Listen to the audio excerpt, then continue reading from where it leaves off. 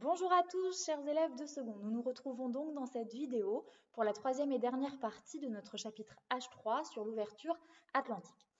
Dans un premier temps, nous avons étudié les grands voyages d'exploration menés entre la fin du XVe siècle et le début du XVIe siècle. Puis, nous avons vu qu'après ces explorations, après ces découvertes, les Européens, et surtout les Espagnols et les Portugais, se sont livrés à la conquête de ces nouveaux territoires et de ce nouveau monde américain. Après cela, ils ont décidé d'exploiter ces territoires, ce qui a alors donné lieu à de grands bouleversements au niveau de la population américaine, avec l'arrivée massive de nombreux colons, mais également l'extinction d'une grande partie de la population amérindienne, puis l'arrivée de nombreux esclaves noirs pour remplacer cette main-d'œuvre abondante qu'étaient les Indiens d'Amérique. Dans cette dernière partie, nous allons voir que désormais, ces grands empires coloniaux étant constitués, nous allons avoir la naissance de ce que l'on appelle une première mondialisation. En effet, après l'instauration de ces empires coloniaux, dès le XVIe siècle, nous allons avoir une véritable intensification des échanges de diverses natures entre l'Afrique, l'Asie, l'Amérique et l'Europe. On parle alors de mondialisation. Je vous rappelle, la mondialisation, c'est une notion que nous avons déjà vue en géographie. C'est la mise en relation des différentes parties de la planète par le biais de flux de nature diverses, c'est-à-dire des flux de marchandises, des flux de capitaux, des flux humains. Donc là, nous allons découvrir cette première mondialisation. Alors attention, ce n'est pas la mondialisation d'aujourd'hui, elle n'a fait que de s'accentuer depuis lors, mais c'est néanmoins les prémices de cette dernière.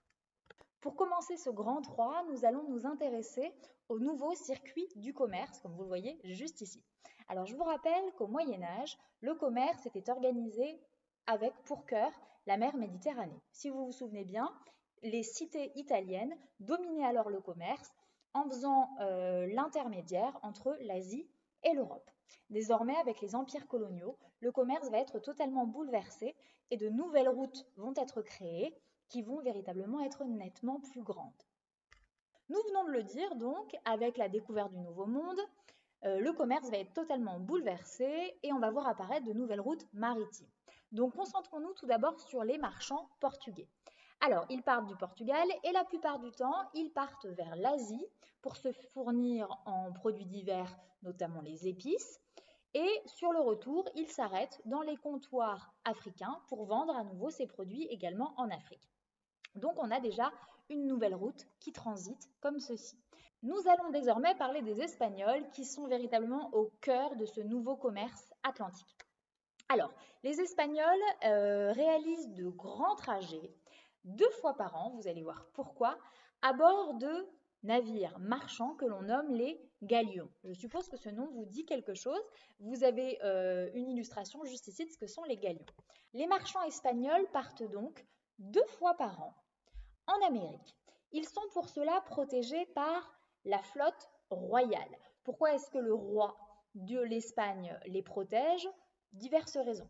D'une part, cela va éviter que les marchands soient attaqués par des pirates, évidemment, le fait qu'ils soient protégés par l'armée royale, et qui plus est, il a tout à y gagner, puisque lorsque nos marchands espagnols reviennent et qu'ils débarquent dans le port de Séville, juste ici au sud de l'Espagne, ils doivent reverser 20% du total des marchandises qu'ils ont ramenées.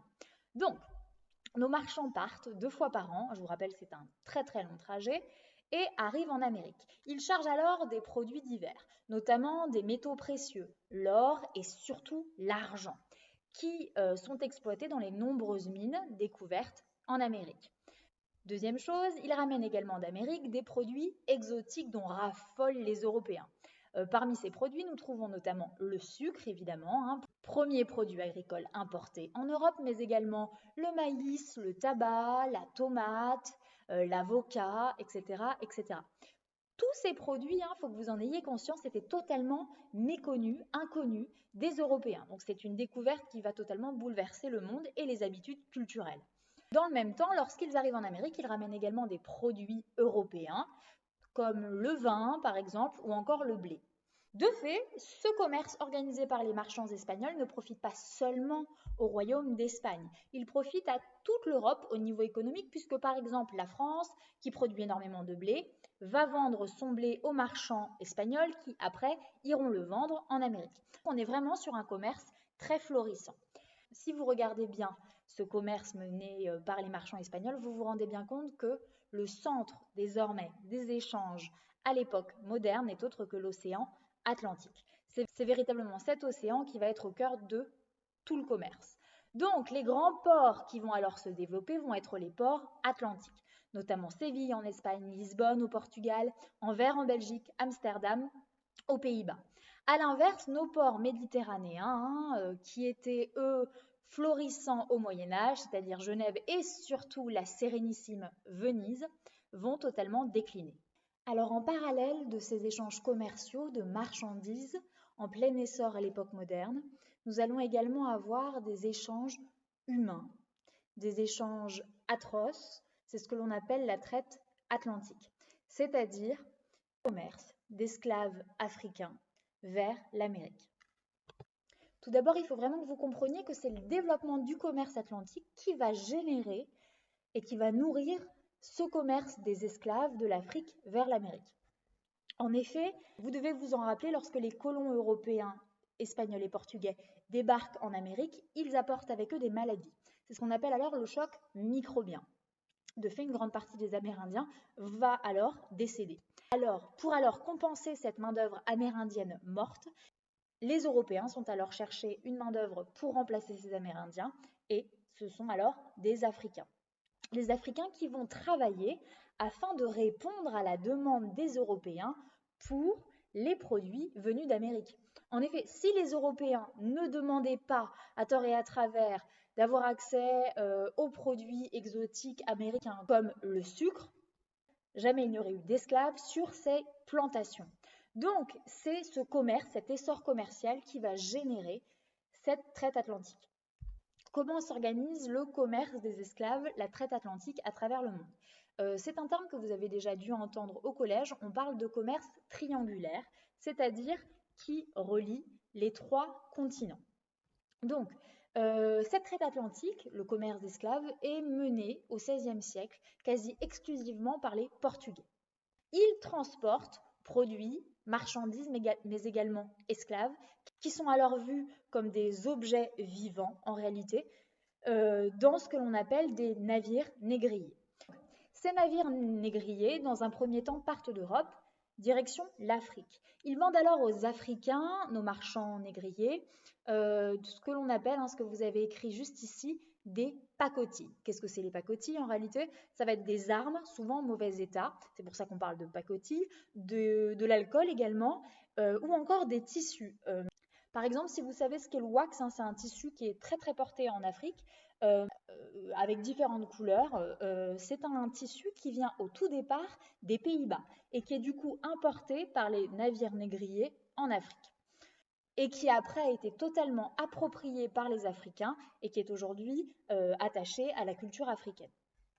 Alors je vous montre quelques exemples d'objets réalisés en wax pour que vous voyez un petit peu à quoi ça ressemble et que vous mettiez tous une image sur ce qu'est ce tissu africain qui a été importé par les marchands négriers qui achetaient eux-mêmes ces tissus aux Pays-Bas.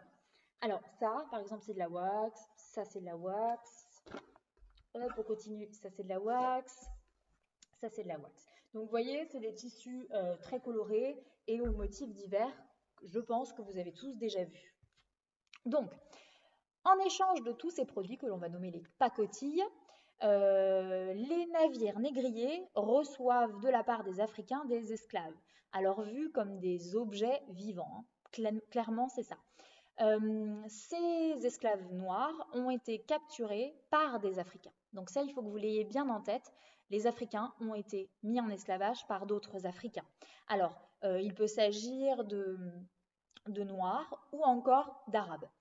Ces esclaves sont ensuite envoyés en Amérique, toujours à bord de ces navires négriers, et ils vont après principalement travailler dans les plantations et notamment de canne à sucre. Après avoir déposé les esclaves en Amérique, les navires négriers, principalement portugais comme je vous l'ai dit, chargent à nouveau des marchandises, des produits exotiques, sucre, café, coton, etc. et vont alors les ramener en Europe. Alors, on va revenir un petit peu sur les conditions de voyage des esclaves africains. Ces trajets durent extrêmement longtemps et les conditions de voyage sont absolument déplorables. Me direz-vous, les conditions d'arrivée le sont tout autant. Ils sont entassés dans ces navires négriers comme de la marchandise. Je vous rappelle, ces navires transportent également de la marchandise. C'est pour ça que je vous dis que ces êtres humains sont vus comme de simples objets vivants. Ils sont entassés, mis comme des tonneaux de vin en réalité, et sur ces trajets, 10% d'entre eux décèdent au cours du simple voyage. Au total, je vous l'ai dit dans la partie 2, il y aura 1 million d'esclaves africains qui vont être déportés en Amérique de la fondation des empires coloniaux jusqu'en 1650. Mais si on quitte les bornes de notre chapitre et que l'on va jusqu'à l'abolition de l'esclavage qui n'aura lieu qu'au XIXe siècle, au total, 11 millions d'Africains sont déportés comme esclaves en Amérique et travaillent alors dans des conditions absolument inhumaines. Nous avons donc terminé cette leçon H3. Je vous souhaite à tous une excellente journée. Nous nous retrouvons dans la prochaine vidéo pour le chapitre suivant H4 et d'ici là, portez-vous bien.